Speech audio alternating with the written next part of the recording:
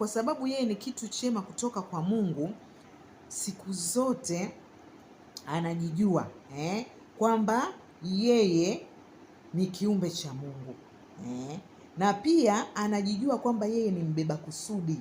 Liko kusudi la yeye kuumbwa, na pia anajijua kwamba yeye ni wa rehema na pia yeye ni wa heshima. Kwa hiyo popote alipo anatunza heshima yake. Ni lazima ajiheshimu kwa sababu anajua Mungu amemheshimu kumuumba kuwa mwanamke. Na jambo lingine, mwanamke huyu siku zote anajijua yeye sio wa kubabaisha.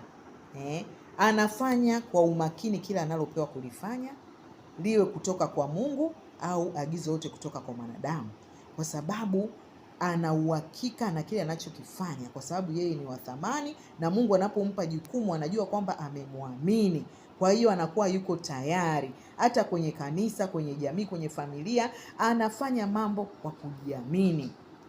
Na pia tukaona mwanamke huyu tunaye mfanano wake kwenye Biblia. Tukamwangalia Esther. Esther, pamoja na kwamba alikuwa mtoto yatima, lakini hakujionea huruma ule uyatima aliyokuwa nao. Alijua thamani kubwa alionayo kama binti, na alilelewa na mjomba wake.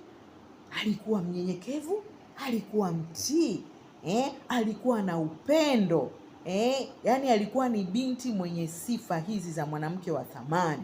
Na ndio maana bado Mungu aliweka kusudi la kifalme ndani yake, na akategemea kwamba atakapomweka Eva kwenye nafasi ya umarikia ataishi kwa manufaa yake binafsi. Na ndio maana Esther alitambua kusudi lile liloko ndani yake. Alipofika mahali pa kuwa malkia, akalisimamia kwa uaminifu, akisaidiwa na mjomba wake, na mwisho wa siku akaliokoa taifa. Kwa hiyo kusudi la Mungu la Esther kuwa katika milki ya kifalme haikuwa kwa manufaa yake binafsi, ilikuwa kwa ajili ya kuliokoa au kuweka kulitetea taifa lake, na tunaona mwisho wa siku taifa lake likawa salama. Kwa hiyo hata leo tukaangalia kwamba wanawake hawa bado tunao na wanapatikana, na tunawahitaji katika jamii, kwenye familia, kwenye kanisa. Na utakaponisikiliza pia utatambua kwamba wewe kweli ni mwanamke wa thamani. Kwa hiyo tunapoendelea kujifunza jambo hili somo hili, basi tutajitambua